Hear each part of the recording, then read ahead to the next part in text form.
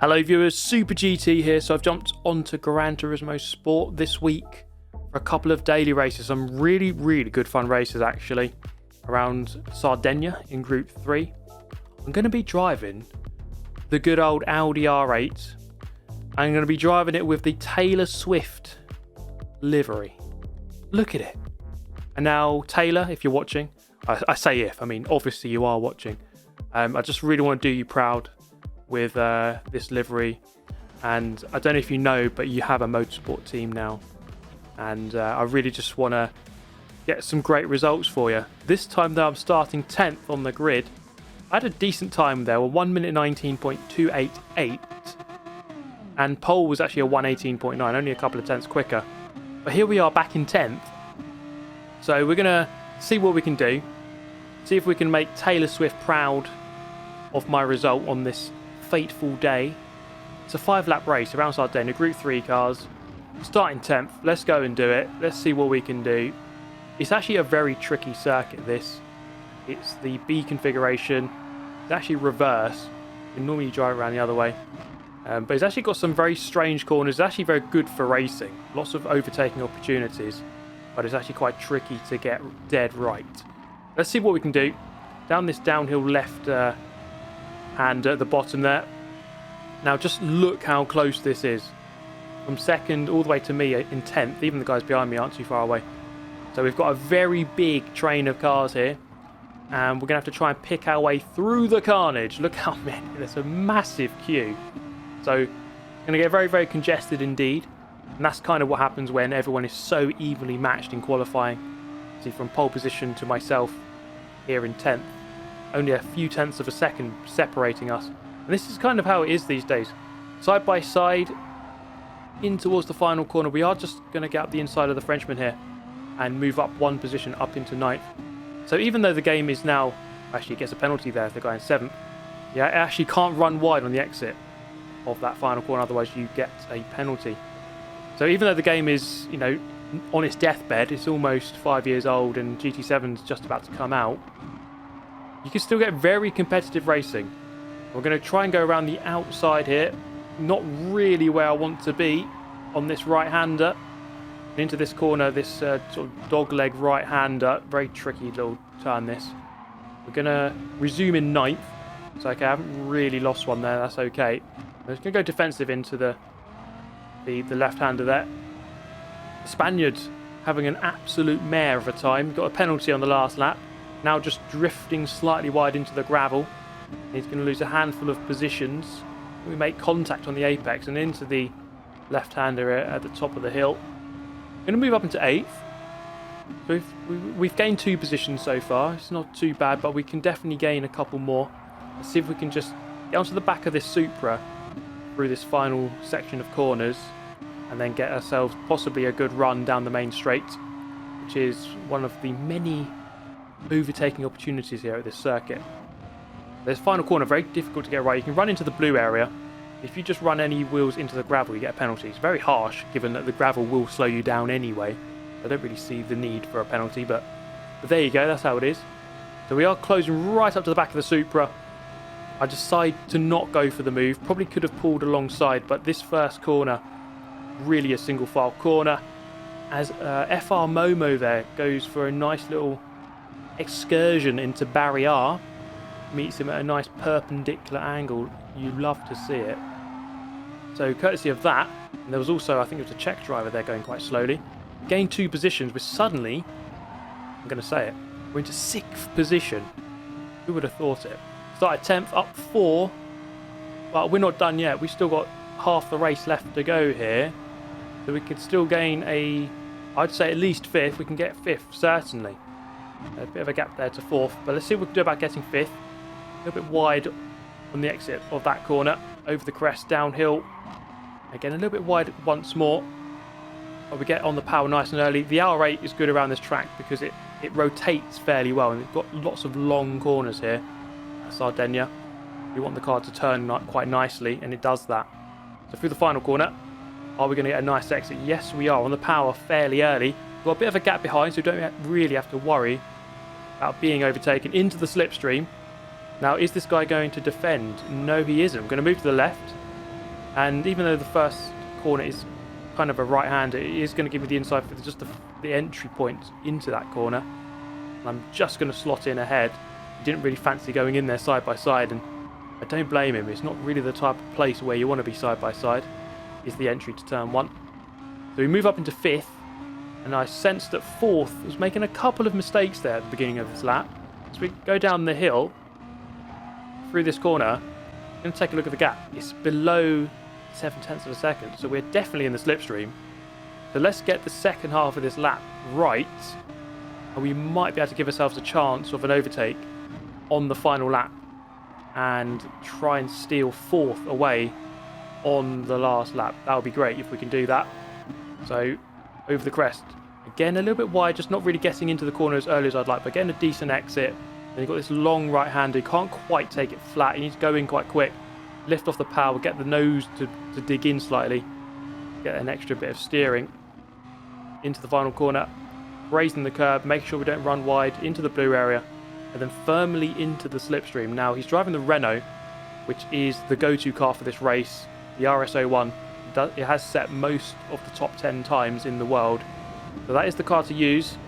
But right now the R8 is coming through, the Taylor Swift livery. We're doing her proud. We're up into 4th. We've gone up 6 positions, and it's not a win, it's not a podium, but I'm sure Taylor, if you're watching, not if you're watching, you are watching, you're loving this.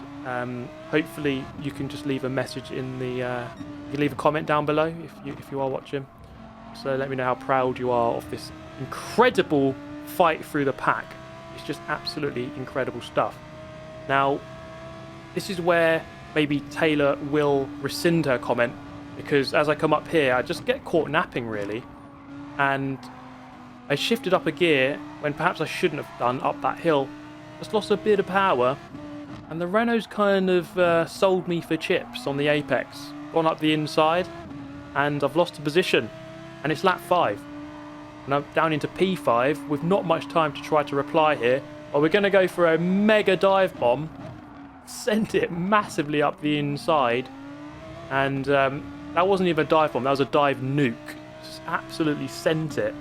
But now we're under threat because we've got such a poor exit. It looks like we are going to finish in 6th place. Who would have thought it? Name a more iconic duo than that. 6th place, Super GT. So Taylor Swift there licking her fingers on the front bonnet of the car, but I'm sure she wasn't too happy with me losing a couple of positions there. Now, this was the qualifying session I did before that race. I was fairly consistent with my times, like mid to high 19s, but I definitely needed to go quicker because starting 10th on the grid is just not good enough. So I was taking a look at this replay here. This guy driving the R8, and he got himself into the top 10 in the region. So I thought I'd take a look at this guy. He's the only R8 in the top 10. So this car does have the potential to be very, very fast around this track. And the first thing I noticed, just very, very smooth. Good on the power, really rotating the car. Up here, not shifting up into 5th. You see they're just bouncing off the limiter almost. In 4th gear. Because it's so steep uphill, it's actually easier to keep in 4th. Shifting up to 5th won't get you much more speed. Into the final corner, maximising all of the track width on the entry and on the exit, on the power very early, and that's just a very, very tidy and smooth lap. And this is a method I have been recently using to get faster laps, and that's loading up a Ghost. So I load up the Ghost of that same guy, and this has actually got me much quicker times recently by doing this. So you might think, oh, actually the Ghost actually looks very distracting, but you see here, over the course of a couple of laps, just really learning the correct way to take that first corner. So you just put the Ghost a couple of tenths ahead, and actually you begin to just follow exactly where the Ghost goes. And it only took 2 laps for me to improve my best lap by 2 tenths, and I probably would not have done that without the Ghost. So getting a lot more comfortable through this first corner, just getting on the grass a little bit, getting on the power nice and early. A couple of laps later, improving to an 18.9, and then I think it was one more lap later, an 18.9 again, slightly quicker. And then here, just making a big mistake. But even though it was a mistake, it was quite frustrating. I knew that my potential was getting better and better. my optimum was an 18.7, which was 0.2 quicker, and you see here 0.2 quicker than pole position in that last race. So at this point here, I'm about 0.2 up on an 18.9. So if I just get this last sector right, I know I can get an 18.7. But then coming through here, you guessed it. Yes, that's right. We bottled it completely. But this was maybe just the lap later. So I knew that I was getting closer and closer. Again, I was 0.2 up in the middle sector. Didn't really get a good exit through that final corner. You see the Ghost driving off there. Get an 18.8. Okay, that's still an improvement. But this is going to be my best lap. So at this point, my optimum is an 18.6. So I know I can go quick. An 18.6 would have been sort of a top 25 in the world sort of lap time. I know that the pace is there. I just have to string it together in one lap. Let's see if we can do it. We're just following Rob61, top 5 in the world at the time of me following this Ghost. So I know that it's a quick guy, quick guy. Getting on the power early here into the blue area, and the Ghost isn't really getting away there. So I know I've got a good exit. It has got away slightly. I know I'm in a good position here. Got my fastest ever first split. Up the hill, braking on the 50 board, getting into that corner quite nicely, into second gear. Really took that about as quick as the Ghost over the crest. How much are we going to gain or lose through here? We only lost 1,000th of a second in that second sector compared to our very best lap time. So I'm about 3/4 of a tenth up here. So this could be a 0.7. Just need to get this final corner right. Make sure we get the entry. Turn maybe a little bit early. Don't go on the power as early as I perhaps would have liked. But it's going to be a decent lap here. The Ghost is definitely getting away. It just shows you how crucial exit speed is. But as we cross the line, it's going to be an 18.760. And I was very, very happy with that lap. Could have been a 0.6, I think, if I'd got a much better exit. But that put me on pole position. You can see there, the lap time's very, very close. But I was actually more than a tenth faster than the guy in second. And if I didn't improve, if I was still on a 19.288, I would have started this race in 11th. That just shows you how important it is to get that qualifying lap. I spent about 35 to 40 minutes getting that lap, but I think it was definitely worth it. Now we start on pole. We know how to drive this track, this car, a lot quicker now than we did at the point of the first race. So now, on pole position, there's no one in front. It's really just the same again. Let's just try and nail those laps. Get those brake markers in and get those correct. Get the acceleration points correct. And it looks like we're doing that so far. Already 1.1 seconds away. At the end of the second lap, it was Jack Balding here in second who just managed to keep me in check, and he wasn't letting me get away. It was just in the slipstream range. I wasn't quite able to break away as I would have liked. Now into the first corner. Again, taking the grass line on both points of the corner. And actually the gap went up to about 1.1 there, so he actually made a mistake. Did Jack in second. But then I made a mistake here, so perhaps just not really focusing enough on the lines and the braking points. Perhaps thinking a little bit too much about the gap. And again, that was a mistake. That was a little bit wide. Did not get a good exit. The gap comes back down to 0.8.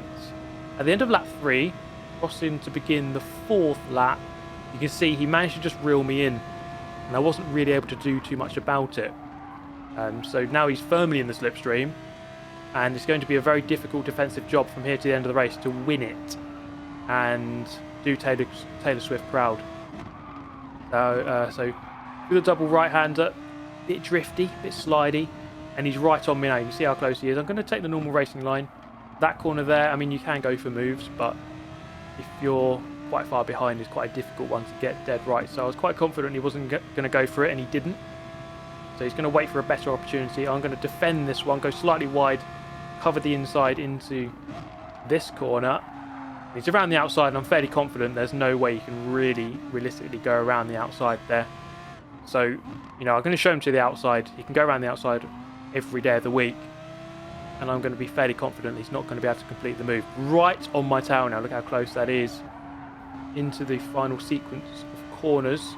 And again, just take the racing line. I don't think he's going to go for the move here. You might as well always wait for the main straight, which we are on now. 1 lap left to go. I'm going to stay to the left. You can see on the radar, he's very, very close indeed. So I do need to go defensive here. He's got the slipstream. I want him to go to the right. So I force him to the right, push him to the edge of the track, and then try and make him back out, and he does. And that's just not a good position to be on the right-hand side. Going into that corner, you're not really fully alongside, so it was the right and sensible decision for him to back out and wait for another opportunity. This is all I'm trying to do here, just really minimise his chances of wanting to go for a move. Not quite close enough there to go for it. Get a decent exit off of that corner. But he's, again, still in the slipstream, so it's going to be quite difficult to keep him at bay here. And this proved to be my nemesis corner in the first race as I lost position. And here I'm just going to brake maybe 5-10 metres too late. Just open up the inside, and he just dives into the gap.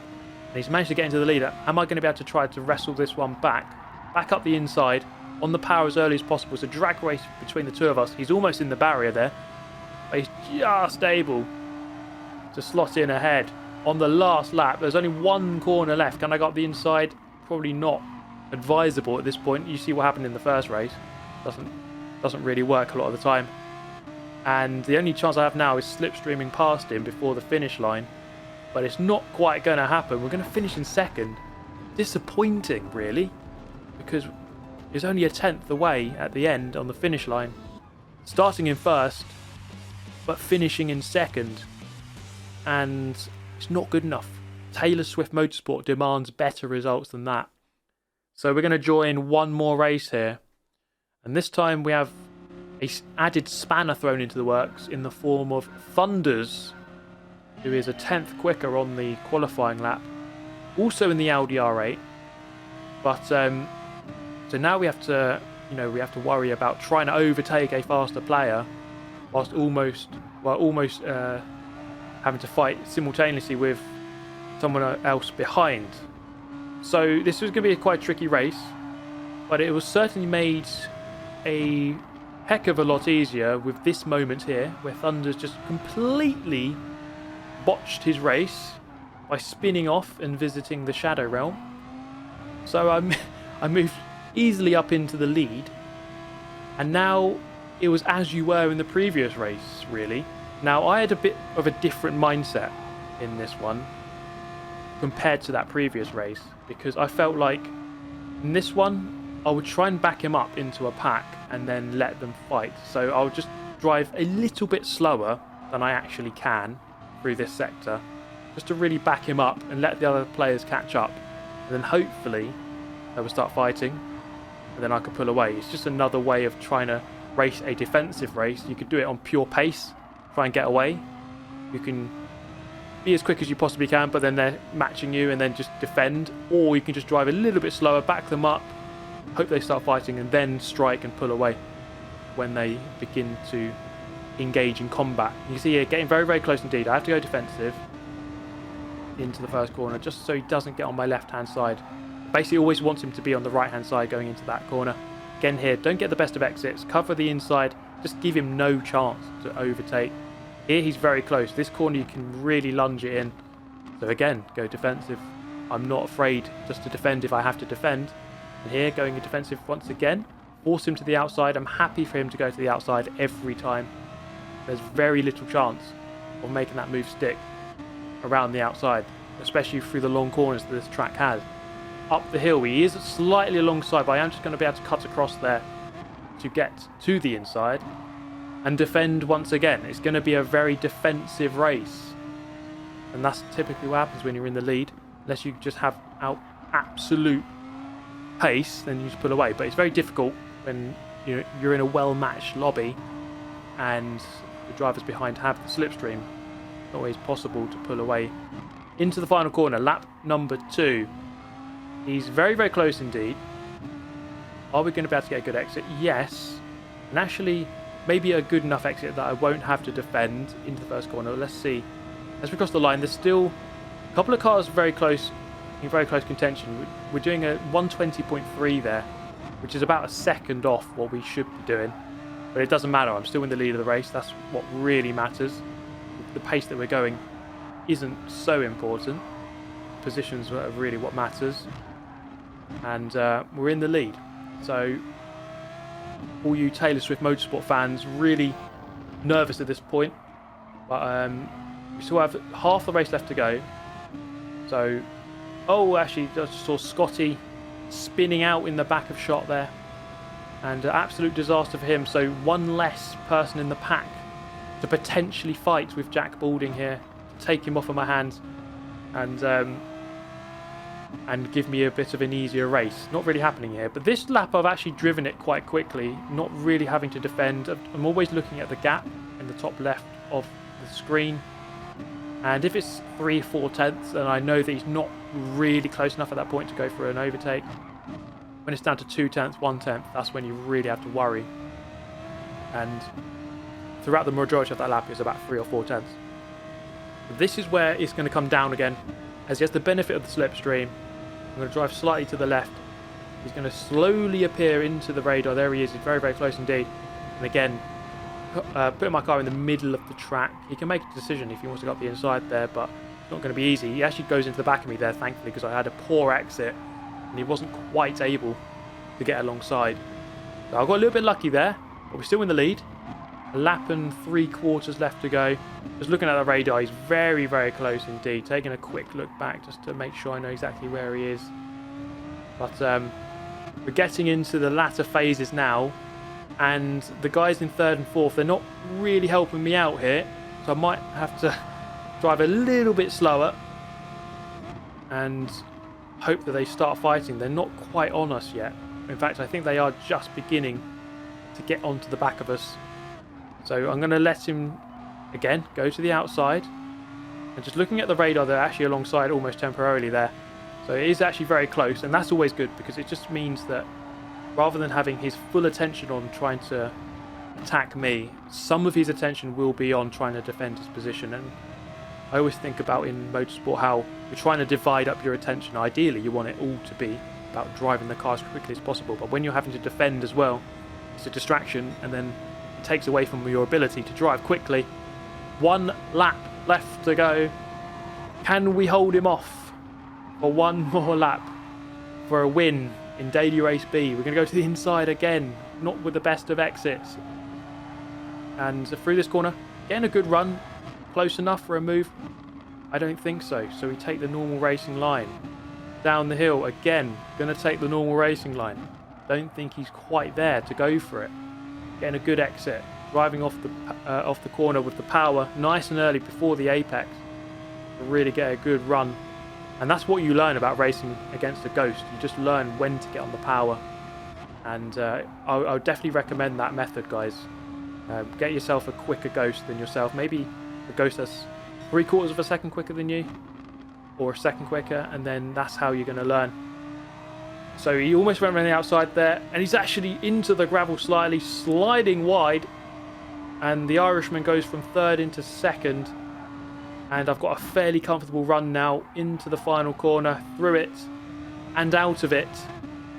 And Jack, he gave us a very good challenge there, and in the first race he beat us. In this one he's not going to. We're going to win the race, thankfully, and get that victory at long last, holding off the 2 Renaults to the line and claiming our 236th win to count. Not too bad, actually.